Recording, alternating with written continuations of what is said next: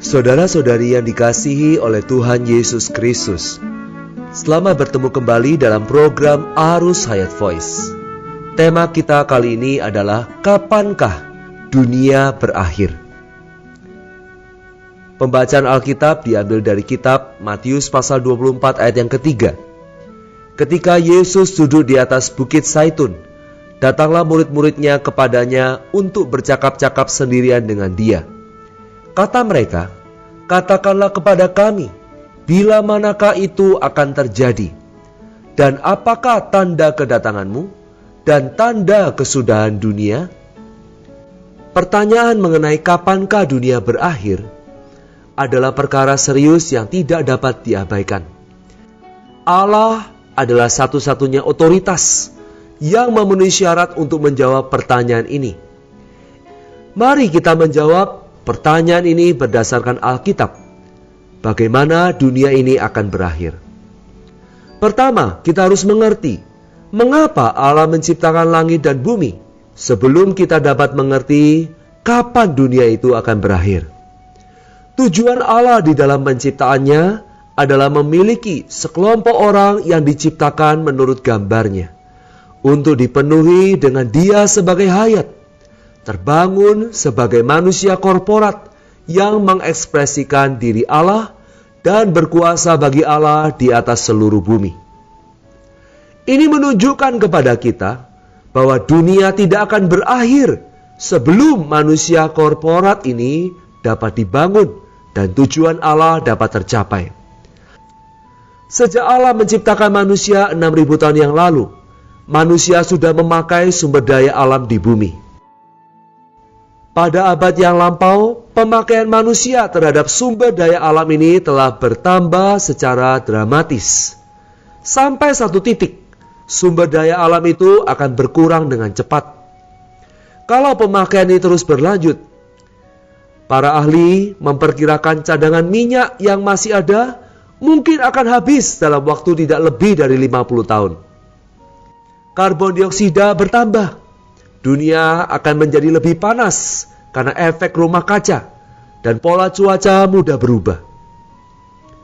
Kekeringan dan banjir akan sering terjadi, merusak tanah pertanian dan kota-kota.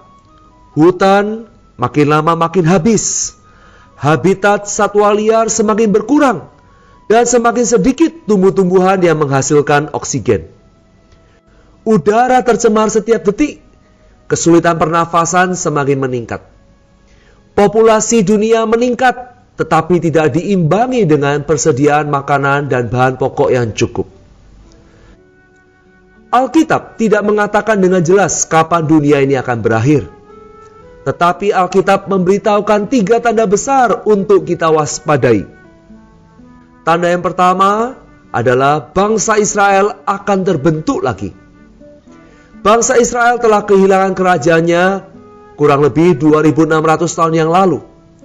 Tetapi Alkitab di dalam Hosea pasal 9 ayat 10 dan Matius 24 ayat 32 menubuatkan bahwa Israel adalah pohon ara itu. Ia akan bertunas kembali. Hitler berusaha menghancurkan seluruh ras Yahudi dengan kamar gas. Ini menghambat terjadinya pemulihan negara Israel. Tetapi kita melihat dalam sejarah bahwa Hitler telah mati. Tetapi orang-orang yang ingin dihancurkannya itu menjadi bangsa Israel pada tahun 1948. Tanda kedua adalah Yerusalem akan diinjak-injak di bawah kaki bangsa-bangsa bukan Israel sampai menjelang akhir dunia. Seperti yang tertulis dalam Lukas pasal 21 ayat 24. Penginjakan itu berakhir pada tahun 1967 ketika kota Yerusalem kembali ke tangan Israel. Tanda yang ketiga adalah penandatanganan perjanjian antara Antikristus dengan bangsa Israel, seperti yang tertulis dalam Daniel pasal 9 ayat 27. Kita tidak tahu siapa yang akan menjadi Antikristus, tetapi kita tahu bahwa dia akan menjadi penguasa atas 10 bangsa yang berkedudukan di Eropa, tempat di mana kekaisaran Romawi yang dahulu. Ia akan mengadakan suatu perjanjian dengan Israel. Isi perjanjian itu tidak tercatat dengan jelas dalam Alkitab. Tetapi banyak pelajar Alkitab sependapat bahwa perjanjian itu akan berisi pokok-pokok tentang perdamaian dan pembangunan kembali bait suci. Begitu perjanjian itu ditandatangani, akan ada 7 tahun lagi menjelang dunia ini berakhir. Alkitab memberitahukan kepada kita bagaimana dunia itu akan berakhir. 7 tahun terakhir sebelum akhir dunia itu terbagi menjadi 2 bagian, masing-masing 3,5 tahun. 3,5 tahun yang pertama akan merupakan masa damai. Pada akhir masa itu Allah akan merampungkan pekerjaannya untuk menghasilkan manusia korporat yang penuh dengan diri Allah sebagai hayat. Orang-orang itu adalah para pemenang. Dia akan membawa para pemenang ke sorga. Di sana para pemenang akan mengalahkan iblis dan mencampakkannya ke bumi.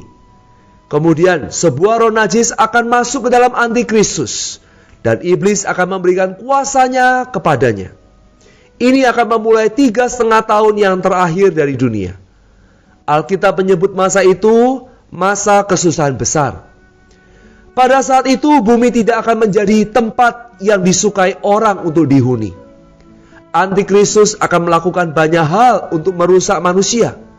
Saat yang sama akan terjadi bencana alam yang luar biasa. Pada akhir 3,5 tahun yang terakhir itu, Kristus akan turun dari surga bersama para pemenangnya untuk menghancurkan antikristus dan pasukannya di Harmagedon. Kemudian kerajaan Allah akan datang ke bumi dan iblis akan diikat selama 1000 tahun. Setelah itu, ia akan dilepaskan sejangka waktu untuk melakukan perusakan yang lebih hebat. Akhirnya, dia akan dilemparkan ke dalam telaga api. Dia dan semua pengikutnya akan dibakar di dalam telaga api itu untuk selama-lamanya. Tetapi, orang-orang yang percaya dan menerima Tuhan, orang-orang yang dipenuhi dengan Allah, akan hidup di dalam Allah, akan hidup bersama dengan Allah untuk selama-lamanya, di dalam langit baru dan bumi yang baru. Di sana akan ada sukacita, damai sejahtera dan keadilan. Di sana tidak akan ada air mata, kekurangan, penyakit, kejahatan atau kematian. Hari ini jika kita ingin menghindari perusakan iblis dan penghakiman Allah, kita perlu memberikan diri kita percaya kepada Tuhan Yesus, dipenuhi oleh hayatnya, bertumbuh dan terbangun menjadi satu manusia korporat yang menggenapi tujuan Allah. Semoga Tuhan merahmati kita sehingga kita menjadi bagian dari para pemenang Allah. Mari kita sama-sama berdoa. Tuhan Yesus, terima kasih untuk firman-Mu. Pindahkanlah aku dari kerajaan iblis ke dalam kerajaan Allah. Aku ingin memiliki hayat-Mu dan memilikinya dengan segala kelimpahan. Penuhi aku dengan Roh-Mu Tuhan. Jadikan aku para pemenang-Mu yang terbangun menjadi manusia korporat yang mengekspresikan Engkau dan mewakili Engkau. Di dalam nama Tuhan Yesus Kristus kami berdoa dan mengucap syukur. Amin. Demikianlah firman Tuhan. Sampai bertemu di kesempatan berikutnya. Kasih karunia Tuhan Yesus Kristus menyertai roh kita. Amin.